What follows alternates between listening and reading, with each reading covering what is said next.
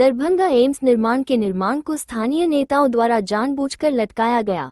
10 साल पहले हुए एम्स निर्माण की घोषणा आज तक धरातल पर नहीं उतर सकी। पोलो मैदान में आयोजित प्रेस वार्ता के दौरान मिथिलवादी पार्टी के नेता अभिषेक कुमार झा ने संवाददाताओं को संबोधित करते हुए बताया।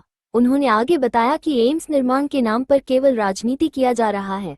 पहले भी एम्स का शिलान्यास डीएमसी एच कैंपस में हुआ था। करोड़ों रुपए की मकान को ध्वस्त कर करोड़ों रुपए की लागत से मिट्टीकरण भी हुआ, फिर अचानक एम्स निर्माण स्थल बदलकर शोभन ले जाया गया। अब एक ही एम्स को दो बार शिलान्यास कर जनता के आंखों में धूल झोंका जा रहा है। आजाद भारत का सबसे बड़ा प्रोजेक्ट मिथिला में आए दरभंगा एम्स, लेकिन उस प्रोजेक्ट को सरकार ने साजिश कर अभी तक ईंट तक नहीं लगा सकी। प्रेस वार्ता के दौरान मौजूद रवि के पटवा, बबलू कुमार सिंह, रत्नेश कुमार झा सहित सभी मिथिलवादी नेता ने बताया कि एम्स का शिलान्यास नहीं, जल्द निर्माण कर चालू किया जाए। दरभंगा मेडिकल कॉलेज में बने सुपर स्पेशलिटी अस्पताल को सुदृढ़ बनाने की जरूरत है। साथ ही उपेक्षा का दंश झेल रहे मिथिला क्षेत्र में IIT, IIM की स्थापना हो। हमें बात सुखाड़ से मुक्ति चाहिए। मिथिला में बंद पड़े चीनी मिल, कपड़ा मिल, चमड़ा उद्योग, दुग्ध उत्पादन, पशुपालन ग्रामोद्योग को चालू किया जाए। मौके पर MSU के हायाघाट प्रखंड अध्यक्ष दीपक कुमार झा।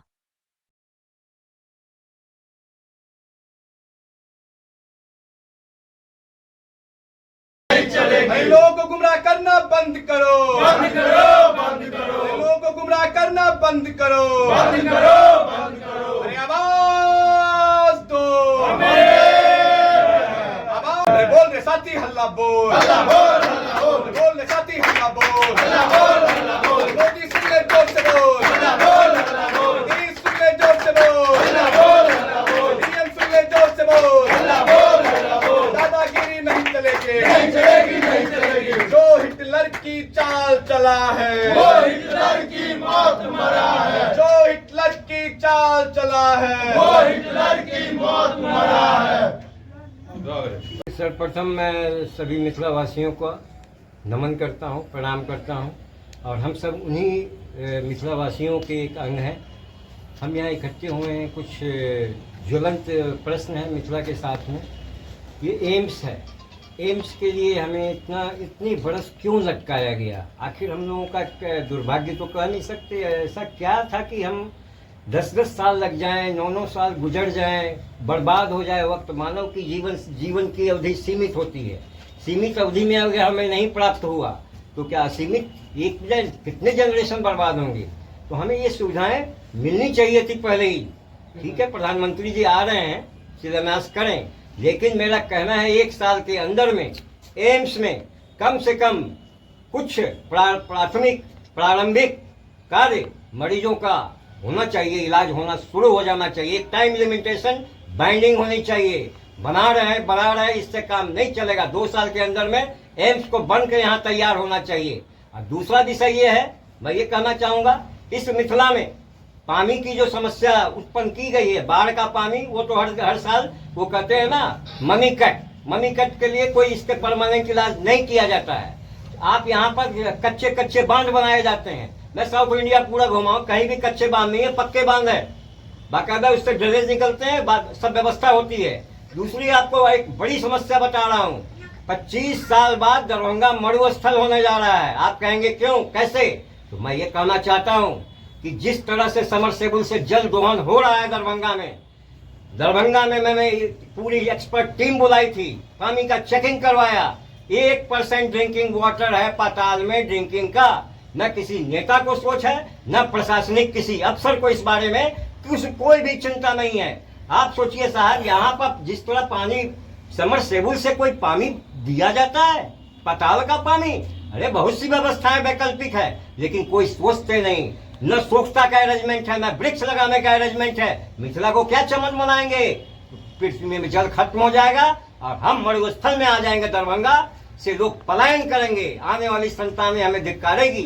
तो वो चीज जो करे, दरभंगा का मैनेजमेंट बिल्कुल लचर है।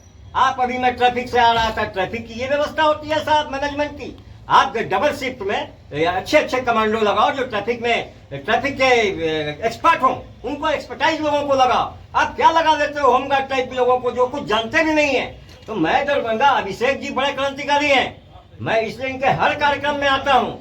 तो क्रांति जो होती है क्रांति होती है अंदर से। हमें अपने मिथिला से प्यार है, हमें इस भारत से प्यार है। हम देशभक्त लोग इकट्ठे हुए हैं। हम सकारात्मक ऊर्जा पे काम करते हैं, नकारात्मक ऊर्जा पे काम नहीं करते हैं। लेकिन कहते हैं स्वस्थ प्रजातंत्र वही होता है जहाँ राजा की भी आलोचना अगर गलती करे तो होनी चाहिए। तो हम लोग बस ये दुख के लिए यहाँ बैठे हैं। ये मन में आ रहा है कि 9 साल क्यों बर्बाद किया सरकार ने, नेताओं ने, प्रशासनिक लोगों ने, क्यों बर्बाद हुआ। ये इसका कोई खामियाजा वापस लाएगा इससे जो हमारे वर्ष गुजर गए, वेस्टेज में चले गए। हम लोग अब जवान से अधवयसु होने लगे, बूढ़े होने लगे, और जो नया जनरेशन है वो जवानी की ओर बढ़ गया। तो मेरा मतलब अब इस परंपरा को बदलो, मिथिला को तुरंत बनाओ, अच्छे से बनाओ। एक टाइम की गारंटी होनी चाहिए। कोई भी डेवलपमेंट हो, पब्लिक के आगे आनी चाहिए कि ये डेवलपमेंट पब्लिक को पसंद है या नहीं। पब्लिक की स्वीकृति लेके तब वो डेवलपमेंट होनी चाहिए। दरभंगा में नाला उठा उठा के 3-3 फीट बना दिया है। अरे दरभंगा में क्या हो गया है भाई, जो तुम 3-3 फीट नाला बना रहे हो बस एक ही चीज के लिए। तुम इसलिए बना रहे हो कि रोड तुम्हें नहीं खोदना पड़े। रोड खोदोगे तो पैसा वेस्ट होगा। तुम नाला को पूरा कटिंग करो वापस। कोई तरीका है ये नाला बनाने का? कुछ भी उठा दिए, भूतल में पूरा शहर जा रहा है।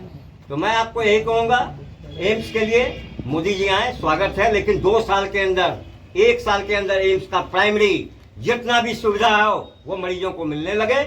और आने वाले 1 और साल यानी 2 साल के टेन्योर में ये एम्स मिथिला के लोगों को प्राणदाता बन के यहाँ हो जाना चाहिए। कॉस्ट लेकिन बढ़ गया है रीडिजाइनिंग में 1700 करोड़। 1700 करोड़ रुपया गवर्नमेंट के लिए है क्या? खजाने में पैसे भरे हुए हैं, आई नो इट वेल। उसको एक्सपेंस करने के लिए सही लोग अब हो रहा है। तो मैं नहीं कहूंगा ज्यादा इस पे अब बात नहीं हो, लेकिन टाइम लिमिटेशन होना चाहिए। 1700 करोड़ रुपया बढ़ा है, अरे भाई 2000 करोड़ हो। देखिए ये जनता का काम है, जनते के पैसे से हो रहा है, टैक्स से हो रहा है। पूरे देश में कमाई हो रही है, हर जगह कमाई हो रही है, तो अच्छी बात है, इसका हम स्वागत करते हैं। सर ये बताएं कि आप ये सब कार्यक्रम करने के तरीके हैं, पब्लिक को अपनी ओर आकृष्ट करने के तरीके होते हैं। तो ये जो है, अब जिस चीज का कार्य पहले भी संपादित हो गया, पूरी पब्लिसिटी हो गई कि एम्स यहाँ बनेगा, दोबारा शिलान्यास की मुझे नहीं लगता है कोई बहुत बड़ी दरकार थी। लेकिन प्रधानमंत्री हैं, माननीय प्रधानमंत्री आना चाहते हैं तो हम मिथिलावासी उनका स्वागत भी करते हैं। आपने अपने स्टेटमेंट में कहा धरना पे बैठे नहीं है, उन्हें यहाँ से पूरे मिथिला में, पूरे भारतवर्ष में हम ये मैसेज स्प्रेड कर रहे हैं कि अब लेट लतीफी नहीं चलेगा। पब्लिक को जो घुमाते रहते हो आप, मोदी जी नहीं घुमाते, लेकिन उनका जो भी व्यवस्था है, लेकिन और लोगों से कुछ ठीक ही व्यवस्था मैं समझता हूँ है। लेकिन मोदी जी को ध्यान देना पड़ेगा कि मैं जो आपको एक ही चीज बोला, टाइम बाइंडिंग। पब्लिक को रिलीफ तभी मिलेगा, वो टाइम में काम होना चाहिए। हम नहीं लटकेंगे अब। और मोदी जी आ रहे हैं, ठीक है, बात है, राजनीति है, चुनाव है, आने वाले आसन्न चुनाव है, तो वो आ रहे हैं, अच्छी बात है। मोदी जी राजनीति मतलब आप इसका चुनाव से जोड़ रहे हैं? नहीं, वो चुनावी संन्यास हर पक्ष का 2 पक्ष होता है। आसन्न चुनाव तो है ही 2025 में, ये ठीक है, बिहार विधानसभा का चुनाव होना ही चाहिए, होगा। लेकिन ये सब थोड़ी सी राजनीति में चाणक्य भी बोल के गए हैं कि ये सब करना पड़ता है, ऐसा लोग कहते हैं। लेकिन हमें वो नहीं चाहिए, हम उसके लिए नहीं इकट्ठे हुए हैं, हम इकट्ठे इसके लिए हुए हैं, ये व्यवस्था एकदम चेंज होनी चाहिए। और हम जनता है, हम जनता है, हम में जो क्रांति होती, इनकलाब जो होता, वो इनकलाब को बस रवि के पटवा आया है आप लोगों के बीच में। अभिषेक जी इसीलिए बुलाते हैं कि ये इनकलाब इधर उधर भटके नहीं, ये इनकलाब सकारात्मक ऊर्जा के साथ सरकार से काम करवाने की सक्षमता ही रखता है, रखेगा। अच्छा, जिस तरीके से मैन सर हमारे हिसाब से अगर एम्स मुझे बनाने दे दिया जाए, मेरा अथर्वा इंफ्रास्ट्रक्चर कंपनी भी है, तो 2 साल में एम्स यहाँ चालू हो सकता है। वो करने का तरीका अब वो डिपेंड करता है मैनेजमेंट पे और चाहत पे, और जो होता है ना अंदर की चाहत।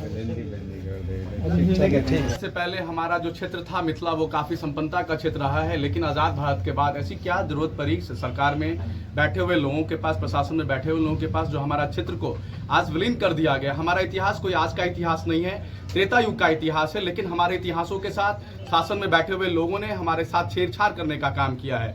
हम लोगों ने दरभंगा के लोगों ने या मिथिला के लोगों ने सरकार से कोई एम्स नहीं मांगा था। लेकिन जब 2015 में ये अनाउंसमेंट हुई जो दरभंगा को भी एम्स मिलेगा, इसके साथ 8 अन्य और एम्सों की भी घोषणा होती है, 9 एम्सों की और घोषणा होती है, 8 एम्स बनके आज तैयार है। लेकिन दरभंगा के साथ ऐसा क्या दुर्भाग्य देखने को मिल रहा है जो आज भी एम्स के लिए एक ईंट तक नहीं लग सका।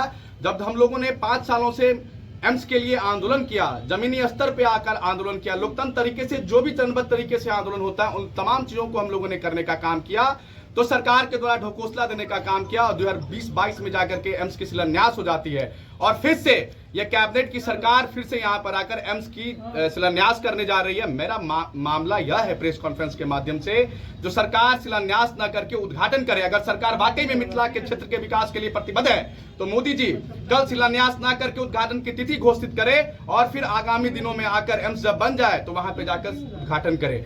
अगर उनको लगता है थोड़ी सी भी मानवता उनमें बची हुई है तो कर शिलान्यास ना करके थोड़ी सी काम कर देने के बाद वहां का डीपीआर जनताओं के बीच समक्ष प्रस्तुत करने के बाद जाकर के वो शिलान्यास करे, लेकिन ऐसा होने वाला नहीं है। मैं पूछना चाहता हूं, हम लोगों के पास मेडिकल हब हुआ करता था, हमारे पास बिजनेस के तमाम स्ट्रक्चर हुआ करती थी, आज तमाम चीजों को इन शासन में बैठे हुए लोगों ने बर्बाद कर दिया। ये सीता माता की धरती रही है, आज का इतिहास हमारा नहीं है। हमारे साथ ही सौतेला व्यवहार क्यों कर रहे हैं ये लोग? हम लोगों ने सरकार को कई दशकों से विधानसभा में लोकसभा में बैठाने का काम किया, सबसे ज्यादा सीट हम लोगों ने देने का काम किया, उसके बावजूद भी हमारे साथ ये छल करने का काम क्यों करते हैं? आज मैं प्रेस मीडिया के माध्यम से ये प्रश्न पूछने का काम करता हूं।